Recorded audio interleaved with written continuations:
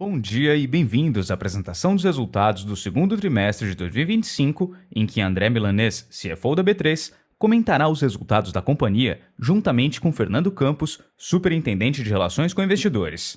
Neste momento, todos os participantes estão conectados apenas como ouvintes, e mais tarde iniciaremos a sessão de perguntas e respostas quando as instruções para os senhores participantes serão fornecidas. Cabe lembrar que esta videoconferência está sendo transmitida simultaneamente pela internet, através do webcast. O replay deste evento estará disponível após o seu encerramento. Olá, eu sou Fernando Campos, do time de Relações com Investidores da B3 e sejam bem-vindos a mais um evento de resultados, em que eu e o André Milanez analisaremos os resultados do segundo trimestre de 2025. O André vai começar passando um panorama geral do trimestre. André, tudo bem? Tudo bom, Fernando? Bom, a gente teve um trimestre com um cenário macro sem grandes mudanças, com juros altos ainda aqui no Brasil e eventos de volatilidade pontuais impactados pelo cenário político. E nesse cenário a B3 apresentou resultados consistentes por mais um trimestre, fruto da nossa diversificação de negócios. A receita total da B3 cresceu 1% nesse trimestre em relação ao segundo trimestre de 2024, que foi impulsionado pelo bom desempenho de renda fixa e tecnologia, compensando um desempenho um pouco mais fraco de derivativos, que tinha, vale lembrar, como base de comparação, o trimestre com maior volume da história da B3, que foi o segundo trimestre de 2024. Em relação ao primeiro trimestre deste ano, o crescimento foi de 3%, com o melhor desempenho de renda variável. O lucro líquido da B3 atingiu 1,3 bilhão de reais nesse trimestre e o lucro por ação foi de 25 centavos por ação, o que representou uma alta de 13% na comparação com o segundo trimestre de 2024, o que reflete a execução dos nossos programas de recompra. O Fernando vai falar um pouco mais agora do desempenho operacional e eu passo alguns destaques financeiros a seguir. Fernando? Obrigado, André. Falando de mercados, em derivativos, o volume médio diário de contratos foi de 11,8 milhões de contratos, uma queda de 3% em relação ao segundo trimestre de 2024, com menor atividade nos mercados de juros e de índice, e como o André tinha comentado, uma base comparável forte. Os números aqui, eu acho que vale mencionar que a gente reduziu o tamanho do contrato do Bitcoin, e por isso a gente vai ver uma alteração nos números de ADV dos últimos trimestres.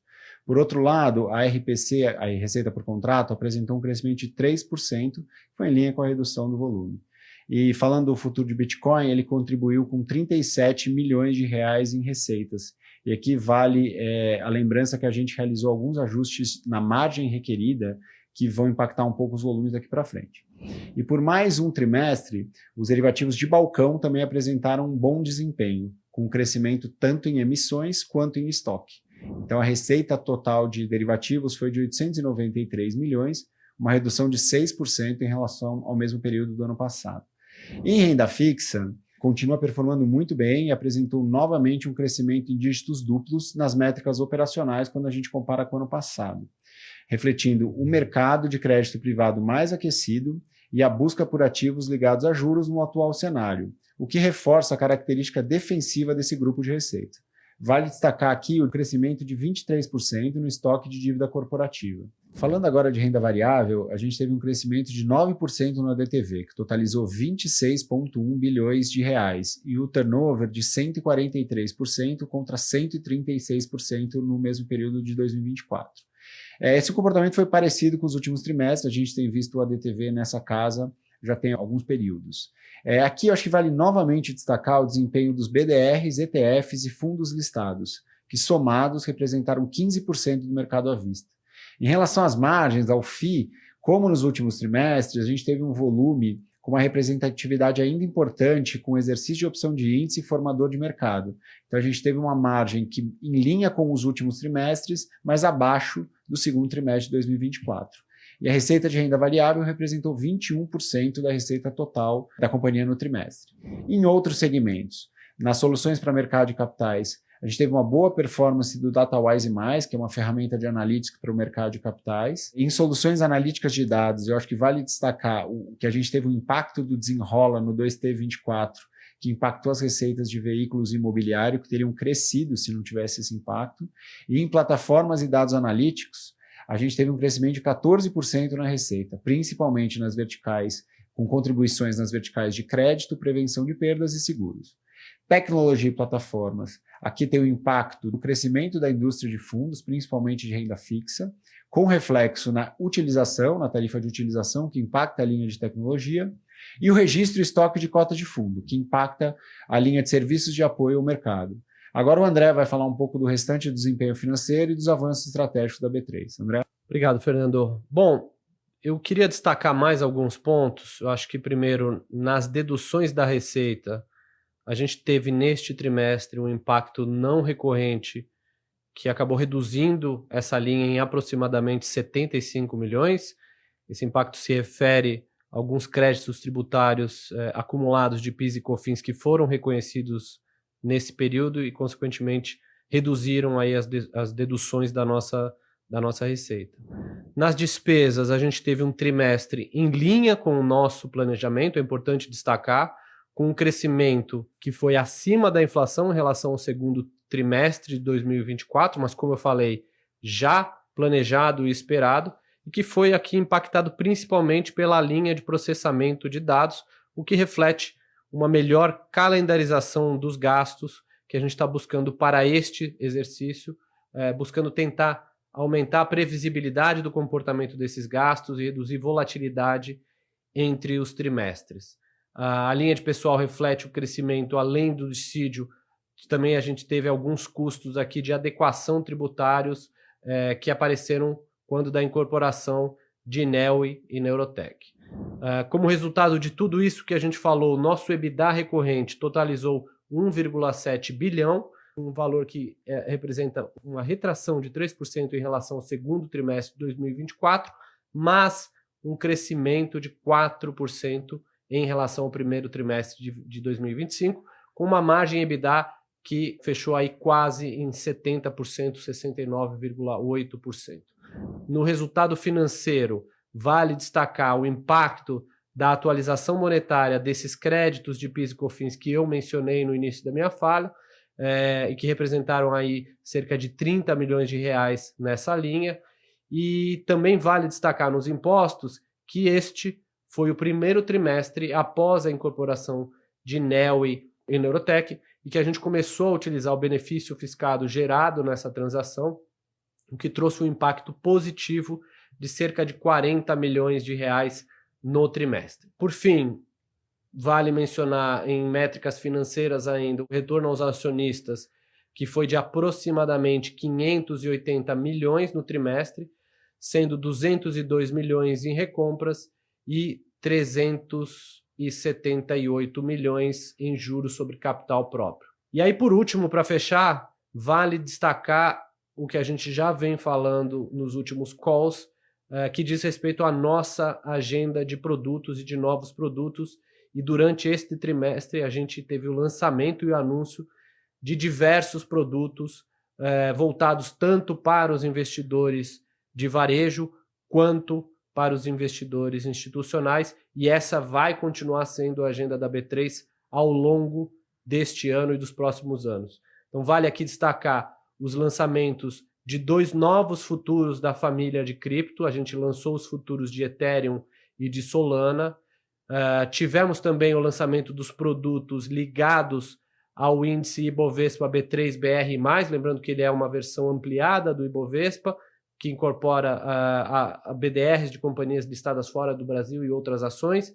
A gente teve aqui o lançamento dos futuros, do microfuturo de Ibovespa B3BR+, e de opções mensais e semanais também ligadas a esse índice. E tivemos também o futuro de ouro. Também tivemos os lançamentos de contratos de taxas de juros internacionais, incluindo os futuros de taxa de juros de México, de taxa de juros dos Estados Unidos e de taxa de juros da União Europeia. Como eu falei, esta vai continuar sendo uma dinâmica mais presente ao longo dos próximos trimestres deste ano. A agenda de produto continua bastante carregada e vai continuar sendo bem executada ao longo deste ano. Acho que eram esses os destaques. Muito obrigado e até a próxima.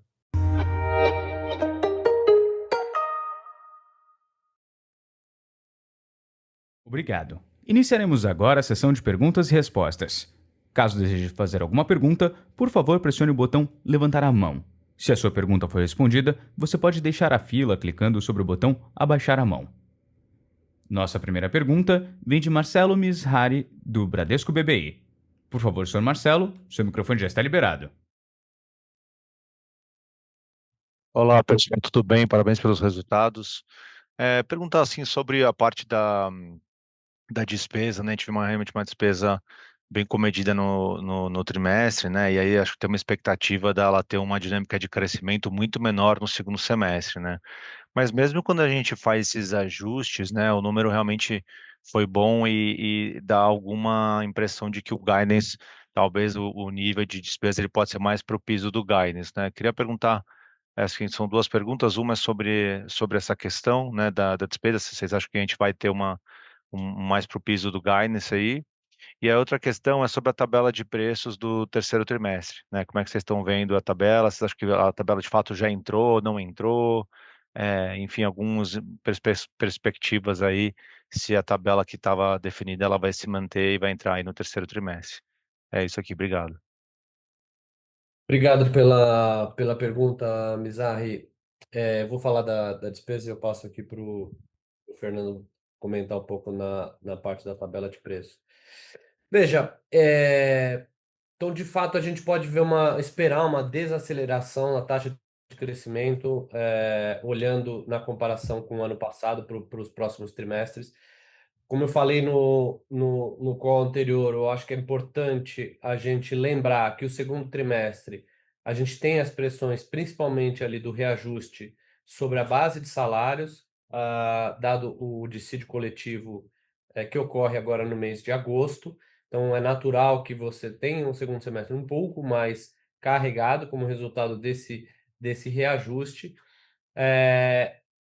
Ainda está um pouco cedo para poder te afirmar ou a gente se comprometer com uma expectativa de entrega do volume de despesas na banda inferior do guidance. A gente vai trabalhar, obviamente, para isso, mas o que eu posso afirmar hoje é que a gente continua on track para entregar o guidance de despesas. Se houver espaço para a gente reduzir e trabalhar mais para o lado da banda inferior, a gente vai fazer isso, mas acho que neste momento eu não consigo dar este tipo de indicação para vocês, tá? Quer falar um pouco da tabela de preço? Vamos lá, bom dia, Mizrahi, tudo bem? Falar um pouco da tabela de preço. Então, a gente está implementando agora não só a tarifação por fundo, né, por instituição, então, que é algo que a gente já tinha anunciado lá no ano passado.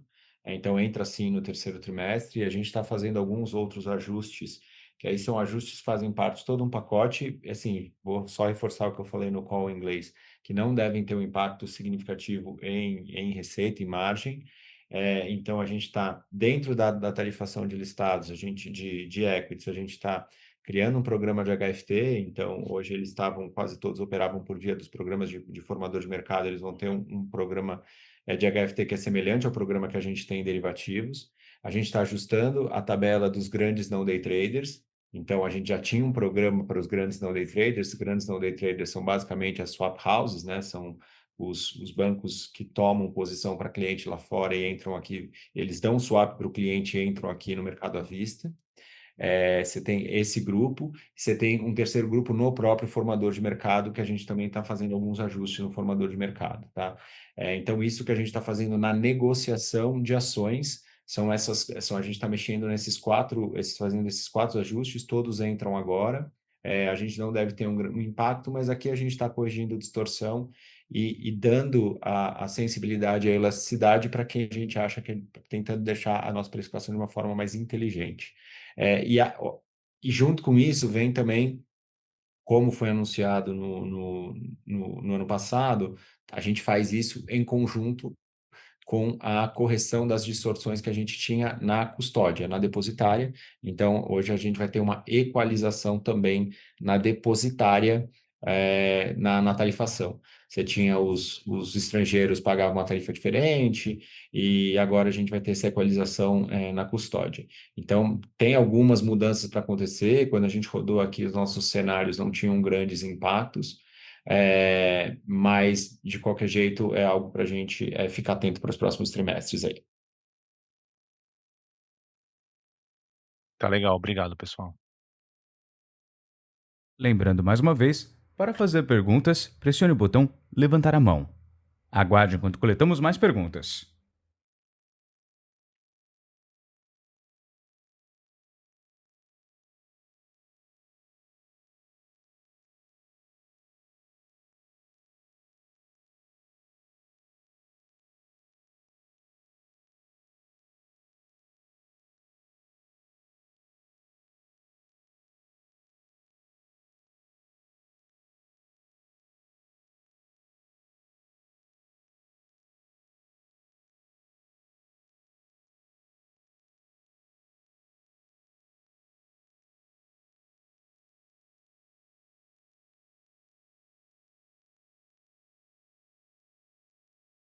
Nossa próxima pergunta vem de Matheus Guimarães, da XP. Por favor, Sr. Guimarães, seu microfone já está liberado. Oi, bom dia. Obrigado pela oportunidade de fazer perguntas e parabéns pelos resultados. Queria só esclarecer um pouco em relação à remuneração, né, dos acionistas. Acho que nesse TRI teve apesar de um lucro relativamente parecido com o TRI passado, acho que o montante distribuído foi um pouco menor, né? Tem algum motivo específico para isso? Vocês puderem dar alguma luz e como a gente pensar isso para frente? Obrigado. Obrigado pela pergunta, Matheus. Não, acho que não tem nenhum motivo específico. Acho que a principal razão aqui tem a ver com a velocidade de execução do programa de recompra. Acho que, como eu comentei, eh, no trimestre anterior, dado o nível de preço, tinha uma execução muito mais acelerada do programa de recompra.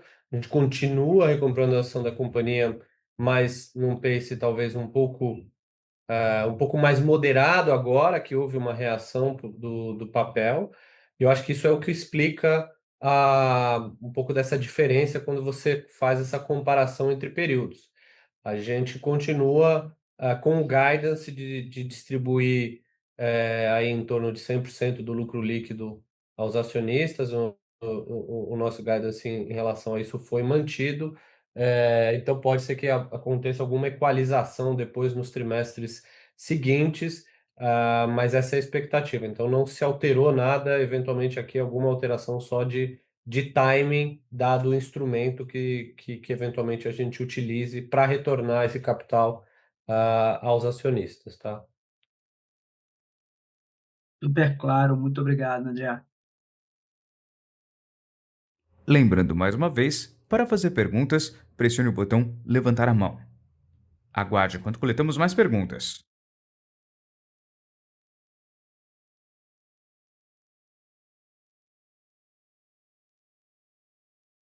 Nossa próxima pergunta vem de Marcelo Mishari, do Bradesco BBI. Por favor, Sr. Marcelo, seu microfone já está liberado. Oi, pessoal, vou aproveitar para fazer mais uma aqui. Sobre a questão dos processos, né? A gente tem visto no último resultado, né? A gente viu alguns bancos fazendo alguns acordos, né? De antecipação de pagamentos de processos, né? Primeiro, se existe alguma discussão, primeiro, se tem alguma atualização que vale a pena passar, né? Sobre a questão dos processos, e em segundo, se vocês tiveram também essa discussão para pagamento, para antecipação de pagamento, e se isso ainda pode ter, né, nos próximos trimestres. Obrigado, Mizarri, pela pergunta. Olha, eu falei rapidamente, eu acho que sobre isso no call anterior, mas que a gente tem hoje, principalmente em relação aos casos tributários, qual é o cenário que a gente tem hoje, né? Então, acho que é importante aproveitar aqui para relembrar um pouco desse tema. A gente saiu de uma exposição potencial com relação a esses casos, que era de cerca de 15 bilhões de reais há uns 18 meses atrás, para algo que hoje está perto de uns 4 bilhões de reais. Então, teve uma redução significativa nessa exposição potencial. Isso é resultado das 2 vitórias que a gente teve, que extinguiram o terceiro e o quarto caso. A gente tem os 2 primeiros casos que atualmente estão sendo discutidos na justiça. Nesses casos, a gente já teve em um deles uma redução do valor em discussão por conta da extinção de parte das multas aplicadas. A gente espera obter uma redução semelhante em relação ao segundo caso, a gente está trabalhando nisso. E aí a gente tem o quinto caso, que é um caso de menor valor, mas que ainda está no CARF. Então, o que eu acho que tem de expectativas de desenvolvimentos aí nos próximos meses é essa discussão das multas sobre o segundo caso. A gente acredita que vai conseguir essa redução, dado que isso já aconteceu em relação ao primeiro caso. E aí você tem os processos caminhando na discussão judicial, o primeiro e o segundo, e o quinto caso com a discussão no CARF. Mas eu acho que, de toda maneira, as 2 vitórias que a gente teve aqui, acho que nos colocam numa posição bastante confiante com relação a um resultado positivo em todas essas causas. E é por essa razão que eu acho que, na nossa visão, essa discussão de eventualmente ter algum tipo de acordo ou de programa de incentivo não seria conveniente para a companhia, tá? Tá legal se pudesse falar assim, a multa, né? Se você tiver nesse ganho, né, no entendimento das multas, o que pode ser de redução, né? Se de fato tivesse entendimento de que as multas são indevidas ou que o valor é menor. Essa redução, esse valor pode cair para uns 3 bilhões de exposição total. Então, estamos falando de uma multa aí da ordem de bilhão de reais, tá? Isso está divulgado lá no nosso material também. Legal, obrigado, pessoal. Obrigado. Lembrando mais uma vez, para fazer perguntas, pressione o botão levantar a mão. Aguarde enquanto coletamos as perguntas.